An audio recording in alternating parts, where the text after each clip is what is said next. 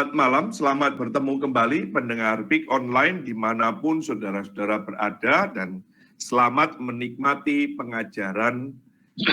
siaran pengajaran iman Kristen online bersama dengan saya, Sundoro Tanuwijaya dari Pelayanan Garam di Bali. Program PIK Online ini memberikan satu khotbah seri tentang para tokoh-tokoh di Alkitab dengan pendekatan yang memahami bagaimana pengalaman, pergumulan, dinamika iman mereka bersama dengan Tuhan. Dan ini dicatat di dalam kitab suci, maka kita percaya firman yang diinspirasikan itu memiliki pesan makna yang perlu kita gali, sehingga kita boleh makin mengenal Tuhan kita. Kiranya nama Tuhan kita Yesus Kristus dipermuliakan. Malam hari ini kita akan melihat satu sosok, yaitu Sakeus, ada di dalam Injil Lukas pasal 19.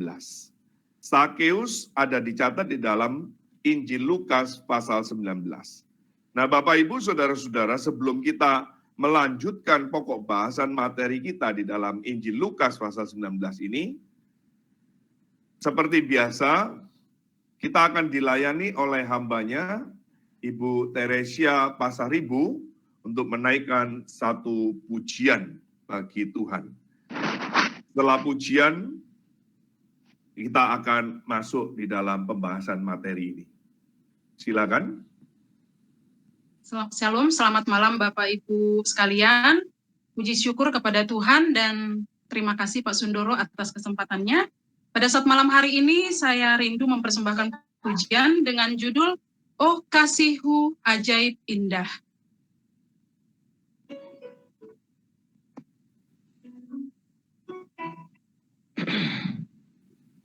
Oh Tuhanku, Kau panggilku pulang, dan cinta-Mu menggerakkan hatiku.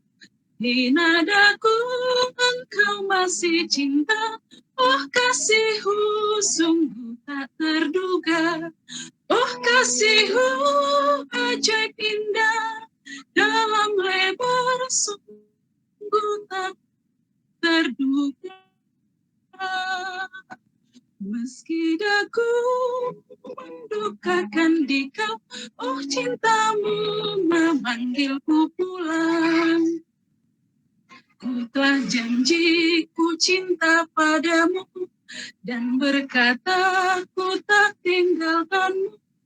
Sesungguhnya ku ingkari janji, meninggalkanmu, dukakan hatimu. Oh kasih-Mu ajaib indah, dalam lebar sungguh tak terduga. Meski aku mendukakan di Kau, oh cinta-Mu memanggilku pulang. Ya Tuhan, Kau tak biarkan daku, oh kasih-Mu masih mencariku.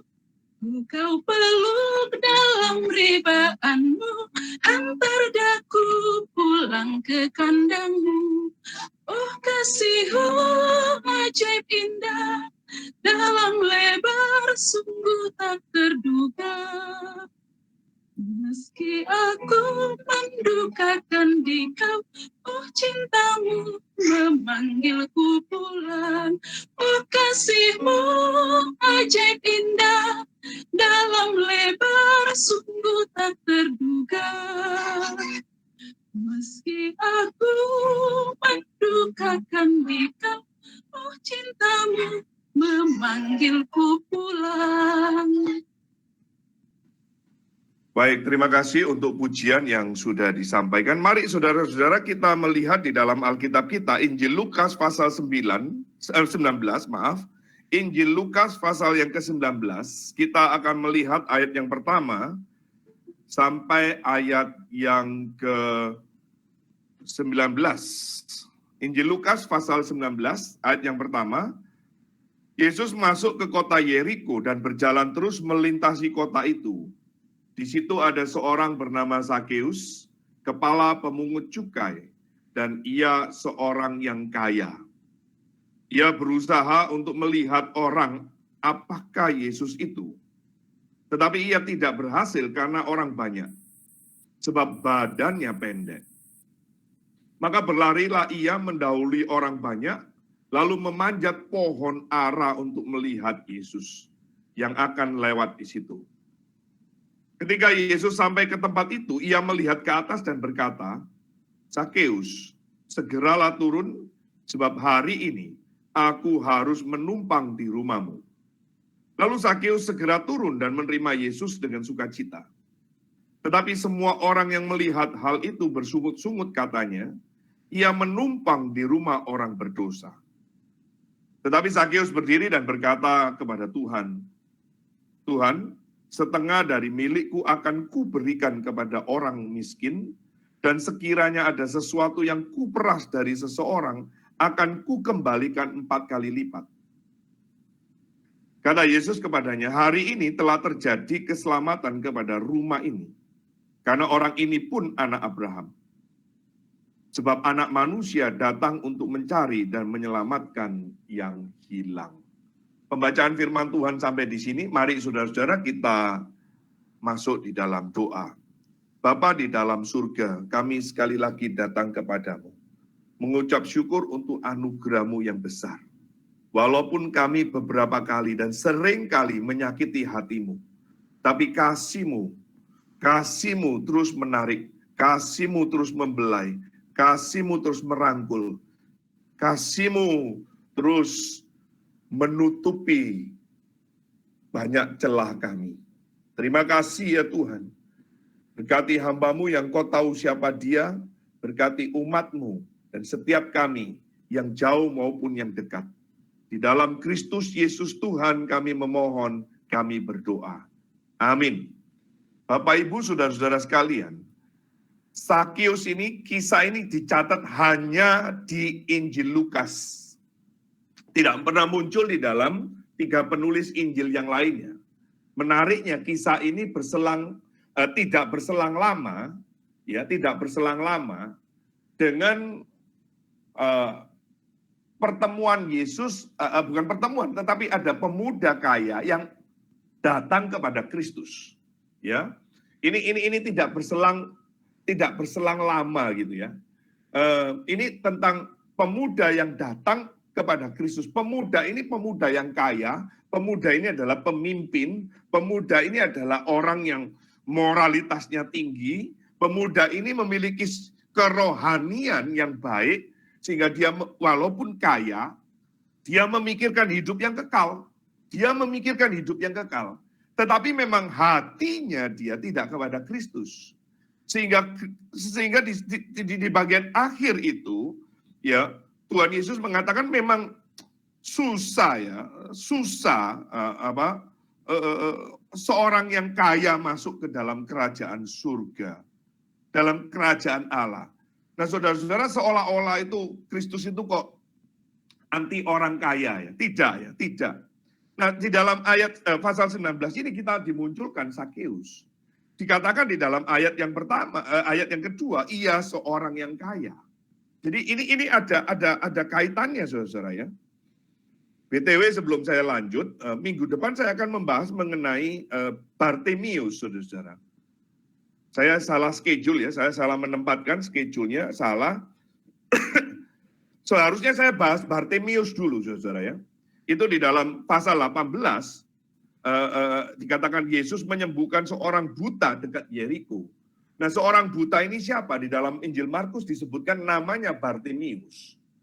Jadi Bartimeus ini ada di tengah-tengahnya antara pemuda yang kaya dan antara Sakeus, saudara. Dia ada di sini, dua-duanya kaya ini. Dua-duanya kaya. Yang pemuda ini kaya, yang Sakeus juga kaya. Tetapi di tengah-tengahnya ada Bartimeus. Nah, itu minggu depan ya. Minggu depan kita akan bahas mengenai Bartimeus. Nah, saudara-saudara, pernyataan Tuhan Yesus, alangkah sukarnya orang yang beruang masuk dalam kerajaan surga. Itu membuat murid-murid akhirnya bertanya, loh kalau begini, siapalah kami? Kami bagaimana ini? Ya, sehingga saudara-saudara mereka muncul keraguan. Dan kalau saudara lihat di dalam konteks Lukas ya, Tuhan justru memberikan satu lagi tantangan, challenge gitu loh, upah mengikut Yesus. Lalu di dalam ayat yang ke-31, Tuhan Yesus itu menceritakan penderitaannya dia yang akan masuk dari Yeriko. Nah, ini membuat murid-muridnya mungkin jadi ragu ya. Tetapi di dalam perjalanannya ketemu dengan Sakeus, orang yang kaya. Tetapi tadi saudara sudah baca, saudara dan saya baca ayat yang ke-9, ini perkataan Tuhan Yesus berbeda sekali. Tuhan Yesus mengatakan apa? Hari ini juga, hari ini telah terjadi keselamatan kepada rumah ini, karena orang ini pun anak Abraham. Ini kontras dengan pemuda kaya. Ya. Nah, saudara-saudara, pelajaran apakah yang bisa kita ambil? Saudara tahu kan ya cerita Sakeus ini. Cerita Sakeus ini kan sangat umum ya. Kecuali saudara yang Kristen baru, ya mungkin saudara baru dengar tentang Sakeus ini siapa. Atau saudara sudah Kristen lama tetapi suka bolos di sekolah minggu ya. Saudara mungkin tidak tahu cerita tentang Sakeus ini gitu ya. Sakeus ini kan ada nyanyiannya dan cerita yang paling favorit gitu ya. Dia orang pendek ya, dia kepala pemungut cukai. Ya, karena dia badannya pendek, dia tidak bisa menerobos gerombolan yang mengikuti Tuhan Yesus. Maka ketika dia mendengar Tuhan Yesus, dia bagaimana caranya ini? Dia ada cari spot, ya. Dia naik ke satu pohon untuk bisa melihat siapakah Yesus itu, orang yang bagaimanakah Kristus itu, begitu ya. Sehingga akhirnya dia melihat Kristus. Dan yang menariknya, saudara, menariknya gitu ya, ayat yang ke-5 itu dikatakan, ketika Yesus sampai ke tempat itu, ia melihat ke atas dan berkata, ia itu siapa? Yesus. Yesus itu melihat ya, Yesus melihat Sakeus. Kali ini Yesus melihat ke atas gitu ya, saudara. Biasanya Sakeus yang harus melihat ke atas karena dia badannya pendek. Tetapi kali ini Yesus yang melihat dia dengan melihat ke atas. Nah, ini yang menarik, saudara-saudara. Itu yang menarik dan bukan cuma itu saja gitu ya. Ada kalimat lagi yang dari Tuhan Yesus mengatakan, aku harus menupang di rumahmu. Keharusan apa ya? Apa yang membuat Kristus itu harus gitu ya? Apa itu? Keharusan apa? Apa yang mengharuskan Kristus? Nah, ini yang menjadi hal-hal yang menarik untuk kita pikirkan bersama-sama pada malam hari ini.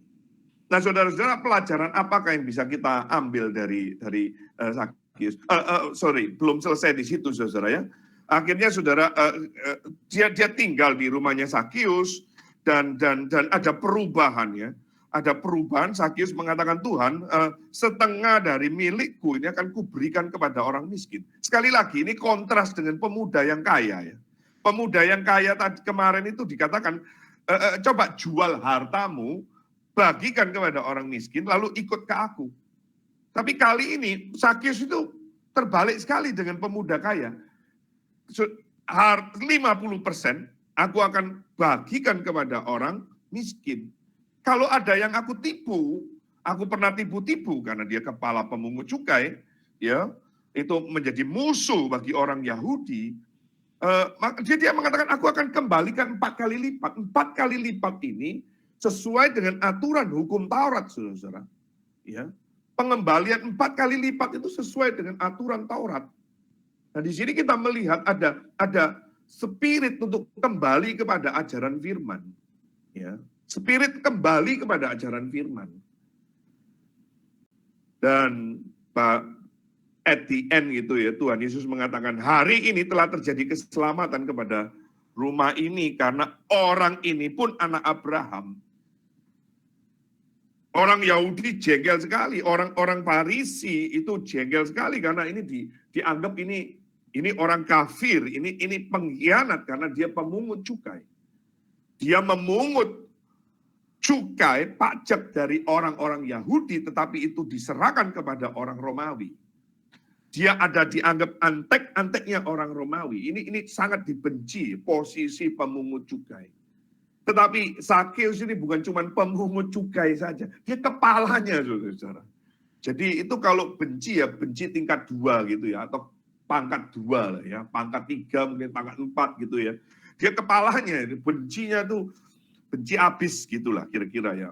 Jadi saudara-saudara, tetapi pernyataan daripada Kristus bagian yang terakhir, anak manusia datang untuk mencari dan menyelamatkan yang hilang.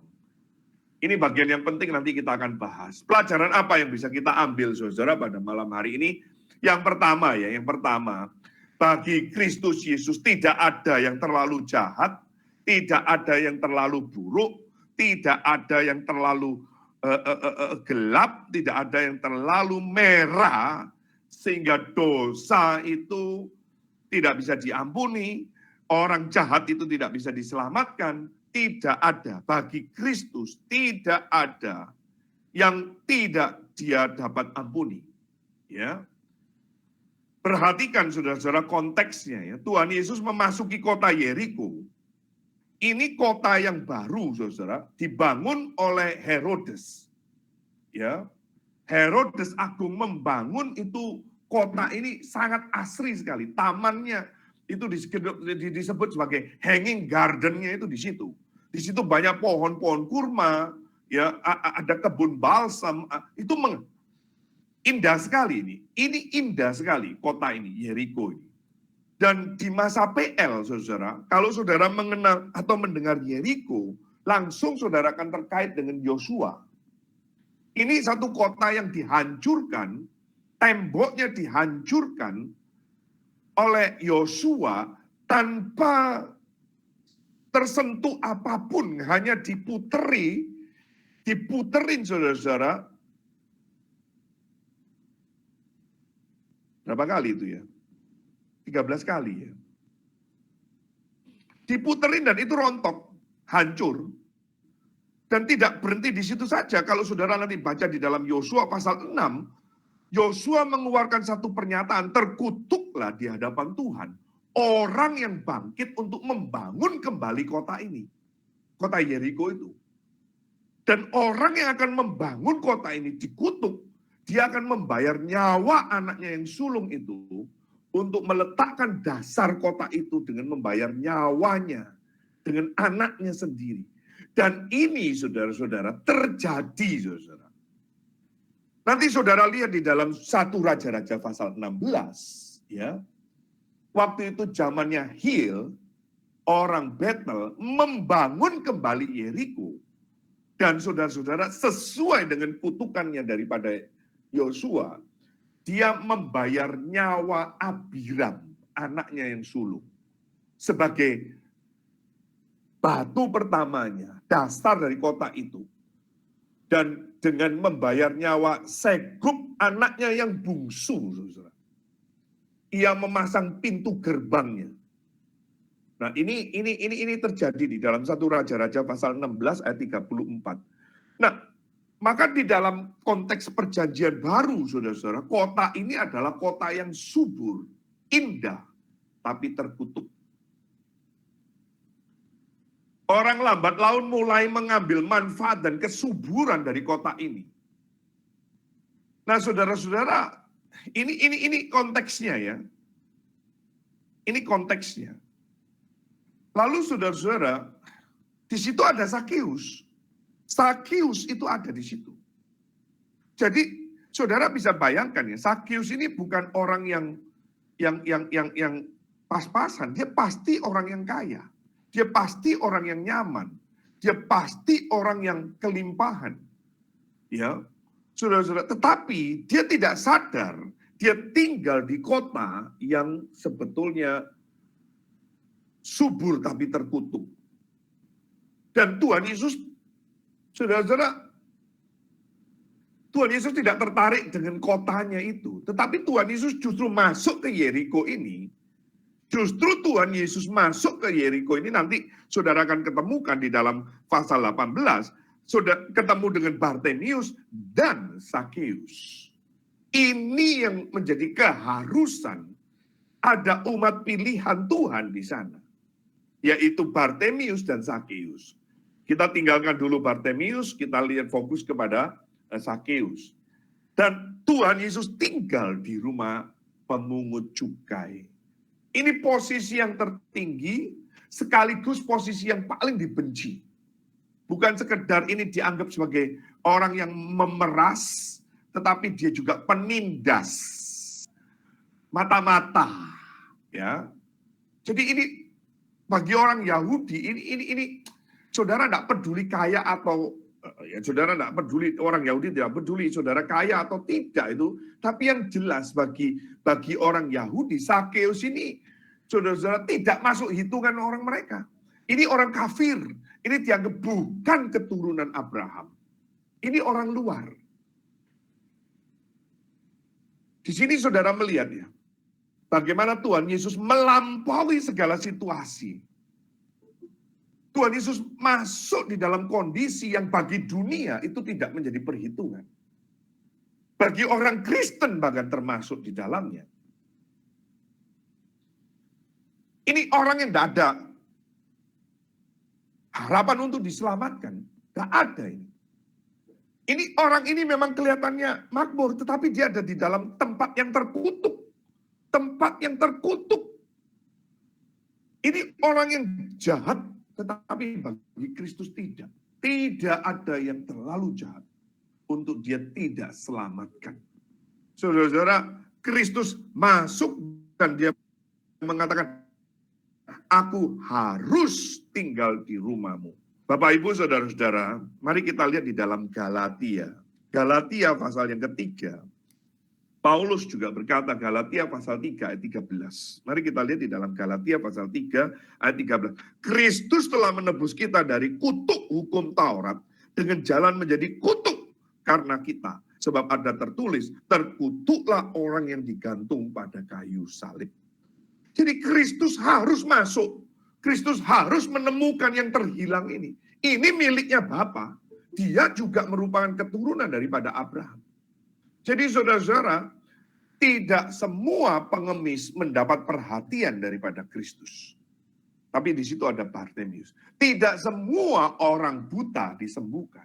Demikian juga tidak semua orang kaya sukar masuk ke dalam kerajaan surga. Demikian juga tidak semua orang miskin tidak dapat masuk dalam kerajaan surga. Tidak ada. Bagi Kristus tidak ada yang menghalangi. Tidak ada yang sulit bagi dia. Semuanya dapat diselamatkan.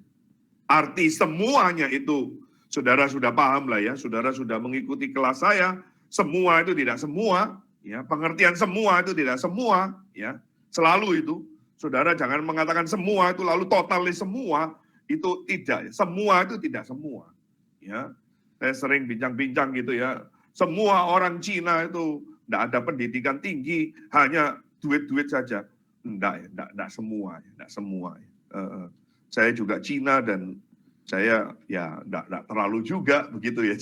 Jadi kadang-kadang kita selalu generalisasi ya, kesalahan berpikir manusia di dalam berfilosofi dan seringkali begitu, saudara, generalisasi ya. Maka semua itu tidak semua. Artinya juga di sini juga sama. Tidak ada bagi Tuhan itu sulit untuk dia tidak bisa selamatkan. Semua dia bisa selamatkan. Nah saudara-saudara, kesulitan saudara apa ya? Pergumulan hidup saudara apa ya? Kegelapan hidupmu bagaimana?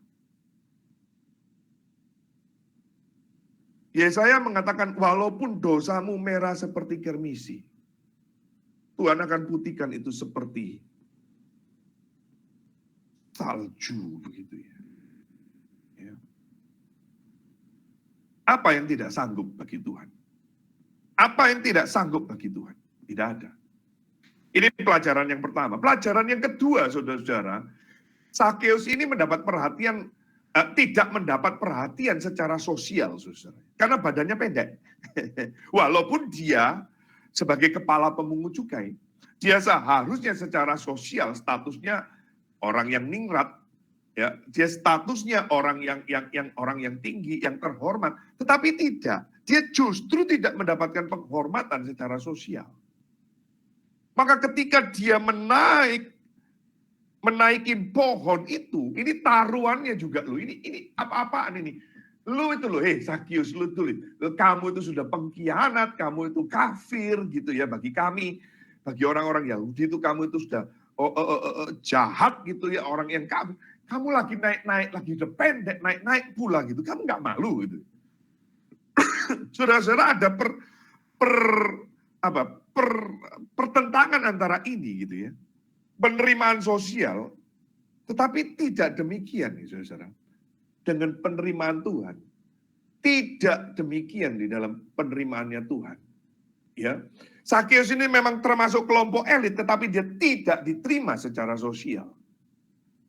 Kekayaannya, posisi, jabatan, kuasa yang dia miliki itu tidak dapat menutupi fisiknya yang pendek. Nah, saudara-saudara, orang yang badan pendek ini kan, ya minta maaf. Saya tidak bermaksud melecehkan saudara yang berbadan pendek. Ini saya sedang bicara konteks Zakius dan Alkitab mengatakan dia badannya pendek. Orang yang badan pendek itu kan punya pergumulan tersendiri gitu saudara ya. Orang yang badan pendek itu selalu dianggap kurang nggak qualified begitu ya. Saudara kalau masuk ke penerimaan ASN, penerimaan TNI Polri gitu badan-badan pendek ini kan nggak bisa masuk gitu. Ada certain limit yang saudara harus penuhi gitu ya. Orang-orang badan pendek ini kan selalu, biarpun dia posisinya tinggi, tetapi dia selalu lihatnya ke atas gitu. Jadi dia ada pergumulan tersendiri, saudara-saudara. Pergumulan sosial dan pergumulan pribadi. Penerimaan dirinya secara sosial itu sudah menjadi pergumulannya. Masih ditambah dengan penerimaan dirinya sendiri. Mungkin dia juga, saya tidak tahu, mungkin kenapa, emang aku dilahirkan badanku pendek begini, gitu ya. Maka mungkin karena dia badan pendek untuk mendapatkan penerimaan, ya sudahlah. Gue pakai prestasi saya sebagai pemungut cukai, bahkan saya sebagai kepala. Sehingga masyarakat akan menghormati saya walaupun saya pendek. Tetapi tidak, faktanya tidak. Faktanya masyarakat justru membenci dia. Sehingga Tuhan Yesus pun nanti kecipratan rasa benci itu ketika Tuhan Yesus mengatakan, hari ini juga aku akan tinggal di rumahmu. Tetapi saudara ini kontras ya. Kontras sekali. Lihat waktu ayat yang kelima, Yesus sampai ke tempat itu, ia melihat ke atas. Ini yang tadi saya sudah singgung sebelumnya. Biasanya Zakius yang melihat ke atas. Tetapi sekarang Yesus yang lihat ke atas. Wah, ini bukankah satu penghormatan saudara ya. Kalau saudara lihat itu saudara di dalam Alkitab, jarang-jarang loh Yesus itu lihat ke atas. Yesus lihat ke atas itu selalu berdoa kepada Bapanya di surga. Kepada Bapanya di surga. Kali ini yang dilihat siapa? Zakius. Siapa? Yang badan pendek ini. Siapa? Pemungut cukai. Siapa ini? Yang tidak diterima oleh masyarakat. Tetapi Tuhan menerima. Tuhan menerima. Nah, ini penerimaan Tuhan, saudara. Tuhan melihat ke atas. Tidak berhenti di situ, saudara-saudara. Tidak berhenti di situ. Dikatakan sebab hari ini aku harap, aku numpang di rumah. Bapak Ibu saudara-saudara sekalian ya, kita hidup sekarang ini di zaman medsos. Ya. Dunia medsos kita ini. Saudara, kalau saudara teliti ya, pahami, saya sedang membuat satu artikel, saya sedang mengumpulkan data, the side effect of TikTok gitu ya, the darkness of TikTok gitu ya, salah satunya ya, TikTok gitu ya. Dunia medsos ini apa? Supaya orang mau diterima. Orang mau diterima.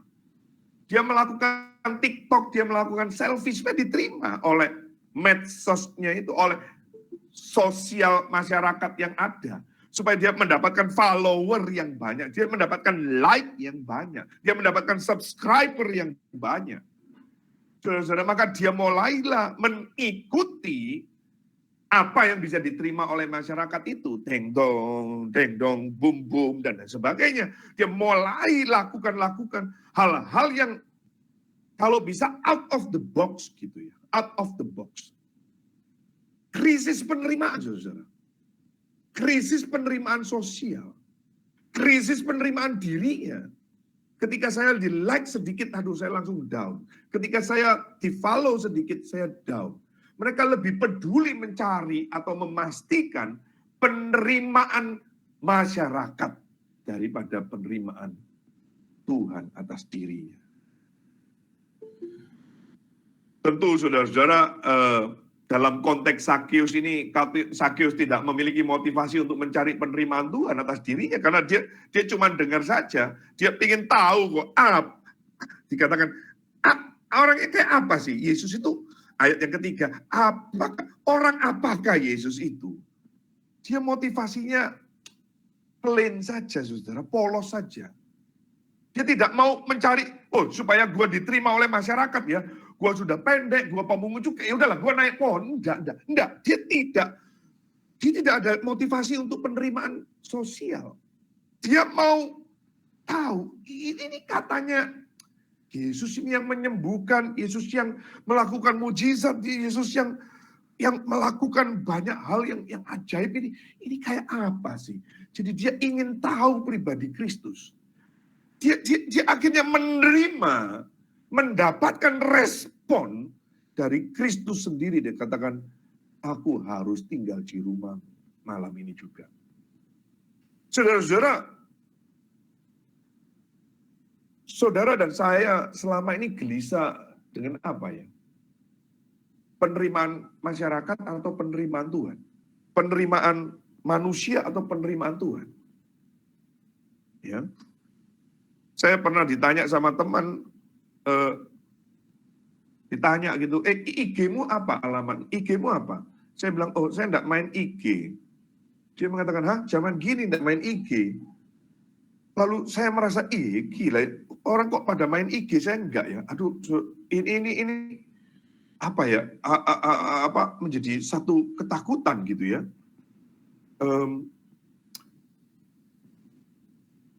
Lalu saya buat IG, saudara. Setelah saya buat IG, saya merasa juga waktu saya lebih banyak habis di IG. Lalu ada teman saya lagi satu mengatakan, kamu nggak main Twitter? Main dong Twitter. Masa zaman gini nggak main tweet, nggak nge-tweet? Saya pikir, so what gitu loh. So what? So what? Saudara-saudara, kita sekarang mengekspresikan segala sesuatunya, kita tidak lagi bisa membedakan apakah Tuhan senang atau masyarakat yang senang. Kita menyenangkan masyarakat, akhirnya ya saudara-saudara, yang kita sudah lihat banyak kasus, dia mau menyenangkan satu pihak, akhirnya ada pihak lain yang protes. Dia menentang perpindahan istana atau perpindahan pemerintahan ke Kalimantan, akhirnya dia tersandung dengan orang-orang di Kalimantan. Saudara lihat ya, manusia itu dia lebih pusing dengan penerimaan manusia lainnya. Dia tidak memusikkan penerimaan Tuhan. Mari saudara-saudara, kita belajar. Pertanyaannya, apakah Tuhan senang? Penerimaan Tuhan terhadap diri kita bagaimana? Penerimaan Tuhan terhadap pemikiran kita bagaimana? Penerimaan Tuhan terhadap rencana kita bagaimana? Penerimaan Tuhan terhadap karya-karya pekerjaan-pekerjaan kita bagaimana? Muliakanlah Tuhan, baik kamu makan, baik kamu minum, kerjakan itu untuk kemuliaan Tuhan. Ini yang paling utama, saudara. Pelajaran yang kedua. Pelajaran yang ketiga, saudara-saudara, sesuatu yang kecil atau remeh dari Sakeus ini mendatangkan dampak yang begitu besar dalam kehidupan jiwa bagi orang yang diselamatkan, umat pilihan Tuhan. Sakeus itu sederhana, dia hanya ingin melihat siapa sih sosok Yesus itu. Tetapi justru keinginannya itu mendatangkan keselamatan dalam rumahnya. Bapak, Ibu, saudara-saudara sekalian ya, jika kita melihat cara Tuhan bekerja, ada berbagai macam cara yang dapat membawa orang berdosa itu kembali kepada Kristus.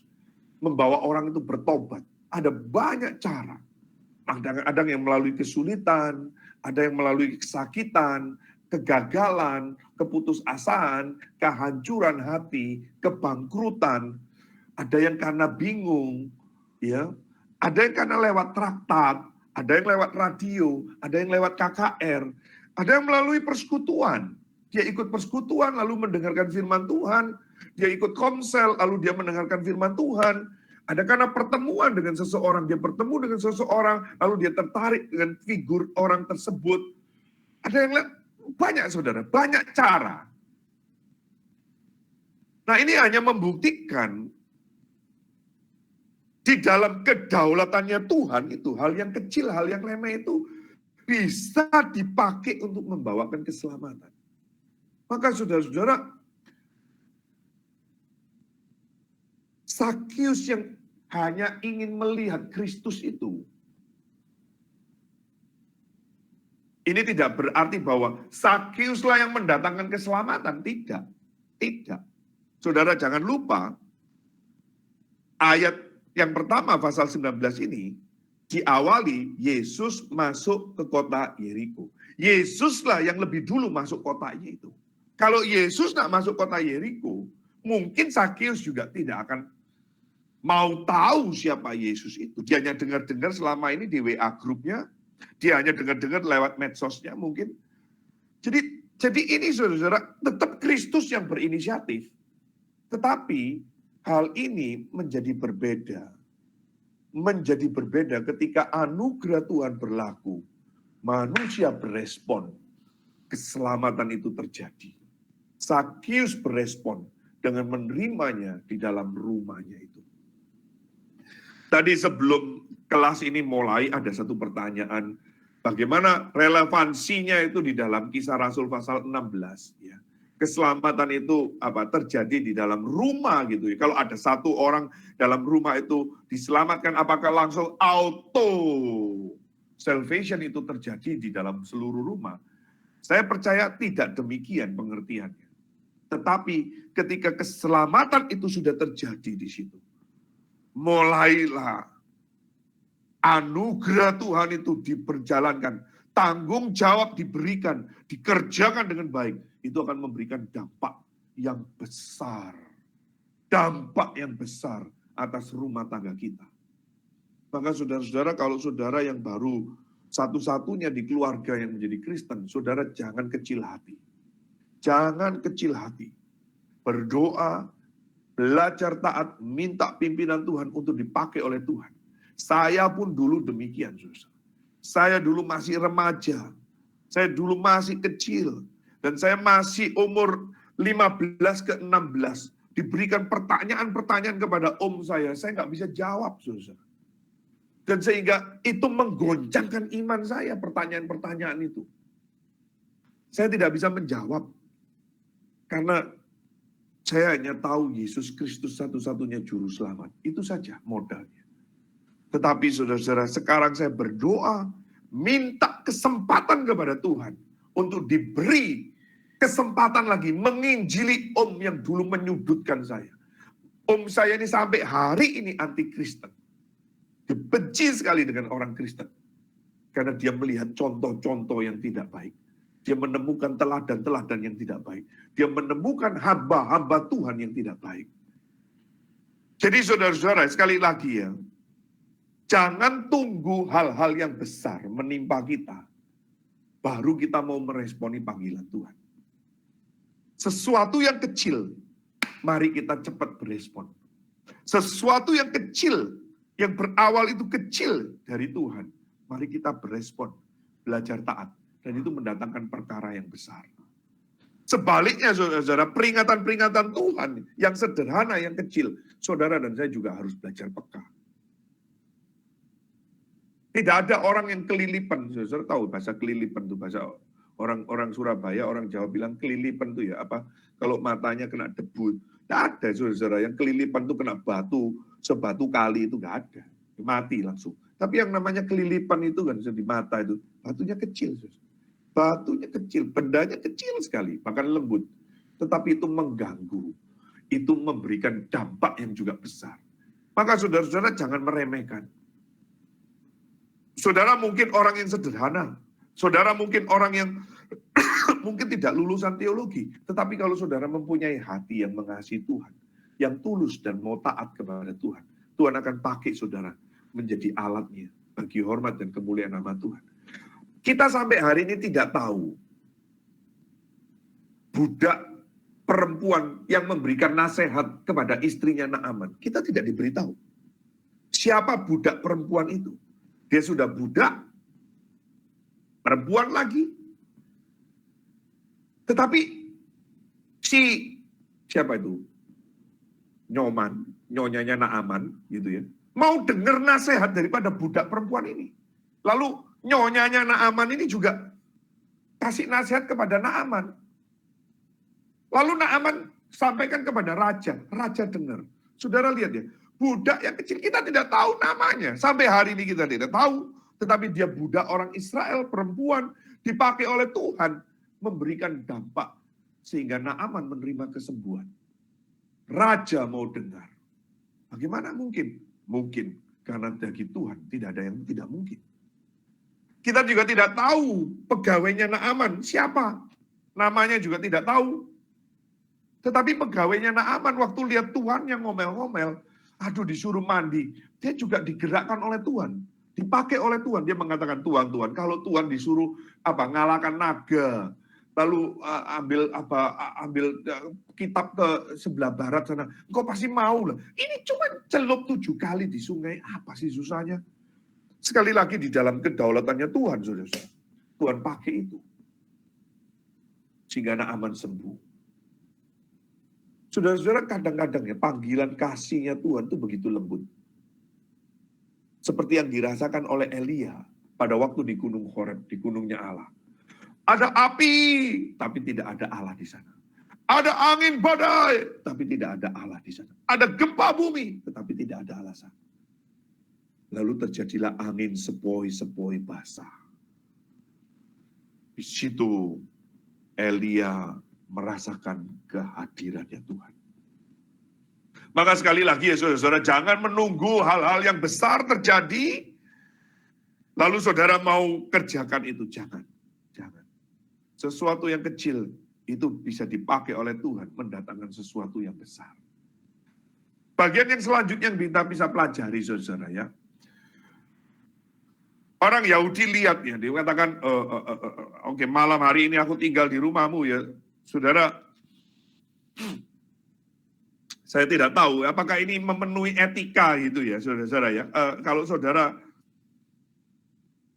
baru ketemu sama orang gitu ya, lalu mengatakan, aku malam ini nginep di rumahmu ya. Aku nginep di rumahmu. Kalau saudara sudah kenal lama gitu ya, mungkin boleh lah ya saya colek gitu ya. Pak Kis, boleh nggak saya tinggal di rumahnya Pak Kis gitu ya. Boleh lah, karena kita sudah friend gitu, sudah kenal lama, sudah sohid, udah oke lah, kita sudah saling kenal. Oh ya senang malahan gitu ya. Tetapi ini baru kenal loh, ini baru kenal.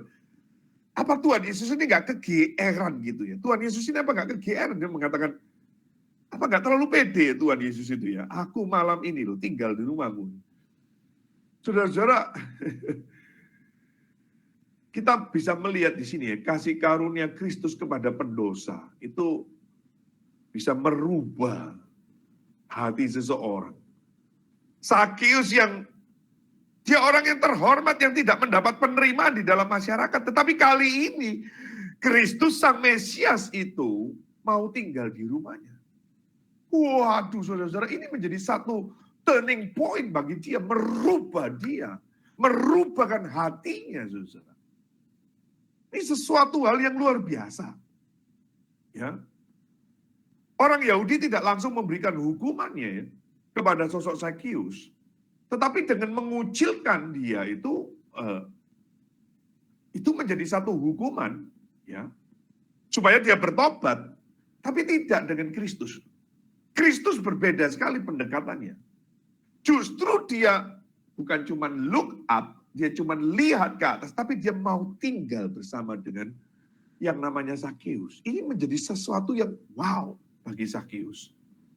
Ini persoalan penerimaan, saudara. Penerimaan. Maka dia sekarang mengalami kasih karunia sebagai penerimaan dari Kristus sendiri. Sang Mesias itu sendiri. Selama ini saya ini anak Abraham, tapi saya tidak diakui sebagai anak Abraham. Selama ini saya orang Yahudi, tapi saya tidak diakui oleh orang Yahudi. Ya sudah, saya gabung sama orang Romawi. Saya gak jelas. Tetapi orang Romawi saya diperalat juga. Oh gimana? Tetapi tidak dengan Kristus. Kristus langsung mengatakan, hari ini juga, malam hari ini juga, aku akan tinggal di rumahmu. Saudara-saudara lihat ya, bisa merubah ini. Rubah. Kadang-kadang ya saudara ya, kita seringkali mau melakukan judgment kepada orang-orang yang mungkin tidak sejalan dengan kita, mungkin yang berlawanan dengan kita, gitu kita langsung kalau bisa, buat pemedang yang pisahkan antara kamu dan aku, sudah tidak bisa. No compromise gitu ya. Tetapi beda dengan Kristus ya. Beda dengan Kristus. Kadang-kadang kita melihat, kita perlu kasih karunia. Kita perlu kasih karunia. Saudara-saudara masih ingat gak Paulus mengatakan, Tuhan kalau boleh duri ini cabut. Duri ini cabut, sembuhkan aku dari duri ini. Tapi Tuhan mengatakan apa? Cukup, kasih karuniaku cukup buat kamu. Mari kita melihat ya, kita meminta belas kasihan Tuhan, kasih karunia Tuhan yang cukup itu. Sehingga untuk memampukan kita mengasihi yang Tuhan kasihi, menjangkau yang Tuhan mau jangkau. Saudara-saudara, kadang-kadang kita terlalu merasa saya tidak perlu lagi terjun, saya tidak perlu lagi menginjili, saya tidak perlu lagi bersaksi, saya tidak perlu. Itu kan ada Sundoro, itu ada Kissinger, itu ada hamba-hamba Tuhan yang lain, itu ada pendeta. Saya tidak perlu. Saya ini orang yang terhormat. Saudara-saudara, perlu kasih karunia Tuhan untuk itu. Perlu kasih karunia. Di dalam pelayanan juga demikian, saudara ya. Di dalam pelayanan kita perlu kasih karunia. Kadang-kadang kita mau pelayanan-pelayanan yang menonjol, pelayanan-pelayanan yang panggungnya terbuka, yang panggungnya banyak gitu ya. Audiensnya banyak.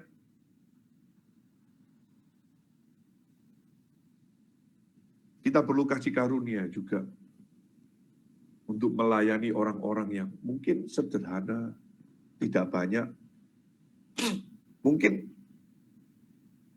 bahkan mungkin tidak menghargai saudara dan saya.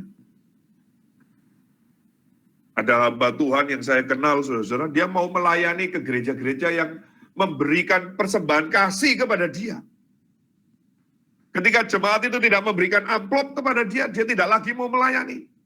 Dia tidak lagi mau melayani, dia close. Maka dia lebih suka melayani di daerah-daerah yang basah. Pada waktu saya ajak dia pelayanan ke NTT, saya ajak pelayanan ke Papua, dia tidak mau. Di Papua dia hanya mau di Tembagapura. Saudara kalau pernah ke Tembagapura, saudara itu pelayanan sangat basah sekali. Basah sekali. Sekali lagi, itu pelayanan yang sangat basah sekali. Saya belum melihat apakah Pak Pendeta Samuel Udo ada di sini. Saya tidak lihat karena saya fokus kepada materi. Saudara, kami masuk di dalam pedalaman di Jayapura, kami masuk di dalam pedalaman Wamena.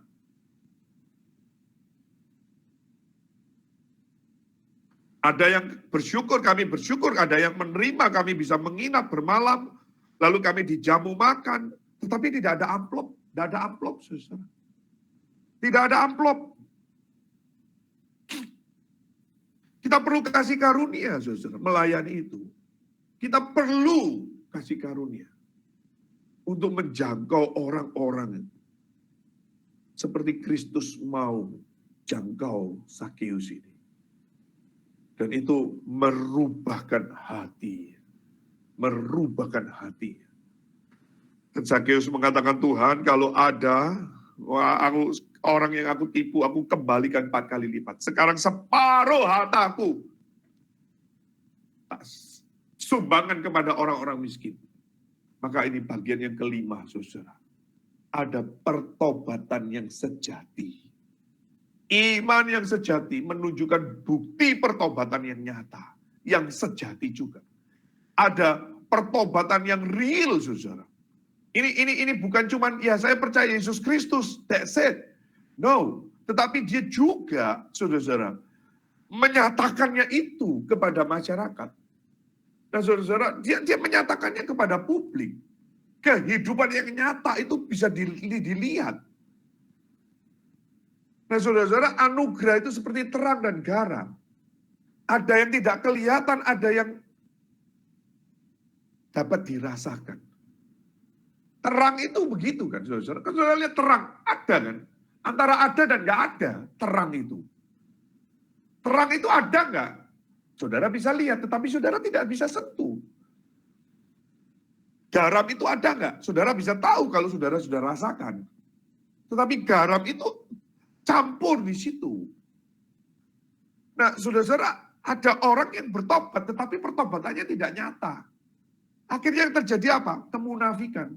Kemunafikan, saudara.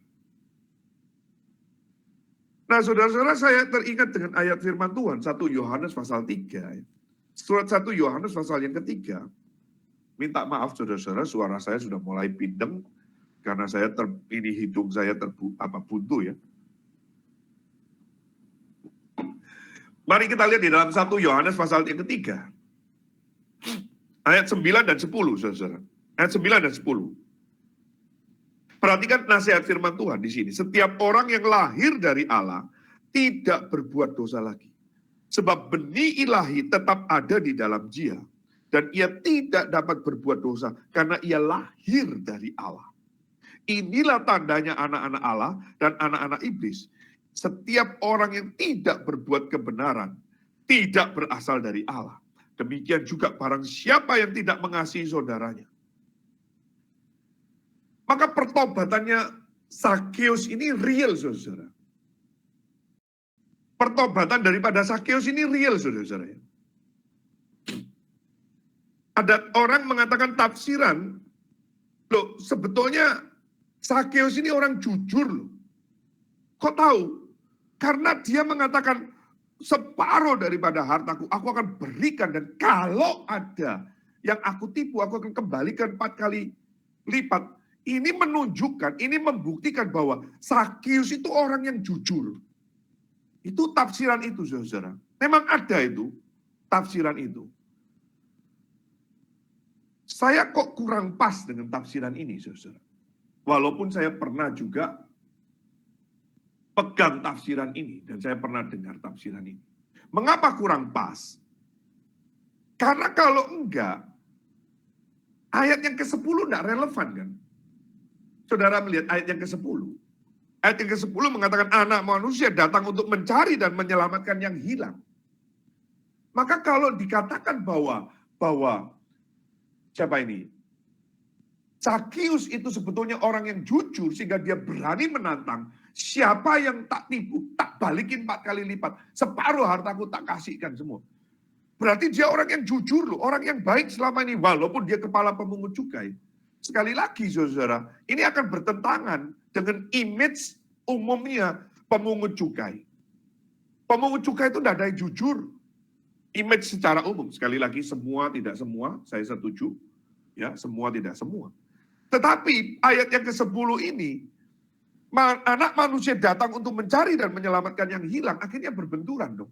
Berarti Sakeus itu bukan orang yang terhilang kan? Tidak.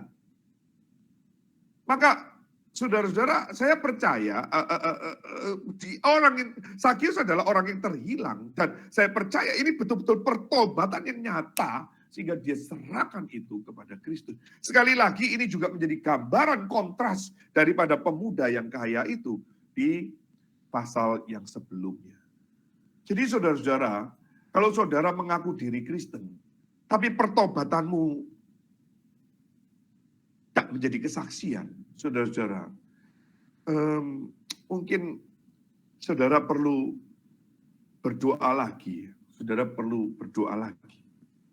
Jadi saudara-saudara, kalau ada orang yang mengaku diri bertobat, tetapi masih juga serakah, masih juga melakukan hal-hal yang tidak berkenan di hadapan Tuhan, bagaimana? Bagaimana? Ini menjadi batu sandungan, bukan? Jadi sekali lagi saudara, dengan kalimat sekiranya ada sesuatu yang kuperas dari seseorang, akan kukembalikan 4 kali lipat. Ini mengacu kepada hukum Taurat. Saudara bisa lihat di dalam Keluaran pasal 22. Ini mengacu pada aturan hukum Taurat yang sudah diatur, hukumnya Musa. Kalau ada orang yang berutang, dia harus mengembalikan 4 kali lipat, 4 kali lipat. Nah ini mau bicara apa? Ini mau bicara mengenai bahwa Sakius kembali kepada ajaran kitab suci. Sakius mau kembali kepada ajaran Taurat. Dia mau kembali kepada ajaran daripada nenek moyangnya. Bapak Abraham. Keturunan dari Musa. Maka ini juga menjadi gambaran bagi kita. Kalau saudara bertobat, saudara dan saya harus kembali kepada firman. Bukan kepada mitos, bukan kepada mimpi, bukan kepada dongeng-dongeng, bukan kepada filsafat-filsafat yang tidak jelas itu. Saudara harus kembali kepada firman. Saudara harus kembali kepada Alkitab. Maka kalau saudara kembali kepada Alkitab, saudara juga harus baca Alkitab. Saudara harus pelajari Alkitab. Saudara harus cintai Alkitab ini. Dan saudara bagian yang terakhir, Sakius disebut juga sebagai anak Allah. Sebagai anak Allah. Anak Abraham, maaf. Jadi disebut sebagai anak Abraham, maaf. Karena orang ini pun anak Abraham. Artinya apa? Ini artinya apa? Identitasnya dikembalikan lagi. Jati dirinya dikembalikan lagi, saudara. Dia bukan anak kegelapan. Ini dipulihkan identitasnya. Jadi identitas daripada si Sakius yang kabur tadi, yang gak jelas itu, yang mendapat penolakan ini, akhirnya dipulihkan oleh Kristus. Dipulihkan. Ya. Saudara-saudara dan saya perlu sadar ya, identitas saudara dan saya itu bukan pada kekayaan. Identitas saudara bukan pada pencapaian saudara. Saudara kan selalu dikenal ya, siapa ini? Sundoro, itu loh dosen. Loh itu pencapaian, itu prestasi. Ya. Siapa Sundoro? Itu loh yang pernah buat terobosan begini, yang buat begitu. Itu pencapaian-pencapaian. Hati-hati saudara-saudara, identitas itu bisa menipu. Tetapi saudara-saudara, identitas saudara dan saya adalah pada iman. Iman saudara itu kepada Kristus. Saudara ingat, sudah ditebus dengan harga yang mahal. Engkaulah bangsa yang kudus, imamat yang rajani, bangsa kepunyaan Allah, milik Allah sendiri. Yang ditebus bukan dengan emas dan perak, tetapi dengan darah Kristus yang mahal. Ini identitasmu dan identitasku. Maka kalau saudara bertobat, saudara harus kembali kepada identitas ini, saudara. Kembali kepada identitas diri kita sendiri, miliknya Tuhan. Gambar rupa Allah itu dimunculkan kembali. Ini pertobatan yang nyata, saudara. Dan ini terjadi di dalam Sakius. Kiranya kita kembali disadarkan identitas diri kita. Kita dulu adalah musuh Allah. Sekarang kita memanggil dia Aba, ya Bapa. Kita dulu adalah orang-orang kegelapan. Sekarang kita dipindahkan kepada terangnya yang ajaib. Kita dulu orang yang harus dimurkai Allah. Sekarang menjadi ahli waris dari janji Allah. Sebagai bangsa yang kudus, umat pilihan, imamat yang rajani. Jangan saudara lupa hal ini. Orang Israel lupa dengan identitasnya dan Tuhan buang mereka. Tuhan pukul mereka dengan orang Asyur, nggak sadar.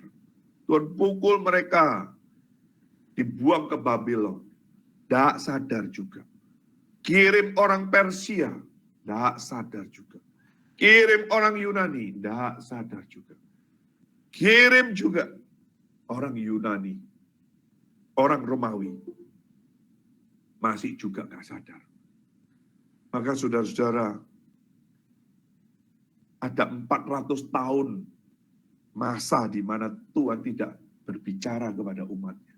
Ini masa kekelaman, masa kegelapan sebelum Kristus sendiri yang harus hadir.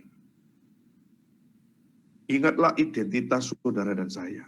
Sakius dipulihkan. Sakius dikembalikan. Dan inilah misinya Tuhan. Inilah keharusan yang tadi Tuhan kerjakan. Yaitu apa? Mencari dan menyelamatkan yang hilang. Dia datang untuk mencari dan menyelamatkan saudara dan saya yang hilang. Kalau saudara sudah ditemukan, kerjakan tanggung jawab saudara sebagai orang yang percaya. Kiranya Tuhan menolong kita dan memakai kita. Mari kita berdoa. Bapa di dalam surga, kami sekali lagi bersyukur untuk waktu yang Tuhan beri kepada kami. Bersyukur untuk kesempatan kami boleh belajar menggali firman-Mu. Bersyukur untuk pengertian-pengertian yang Tuhan bukakan, yang Tuhan ungkapkan dan singkapkan.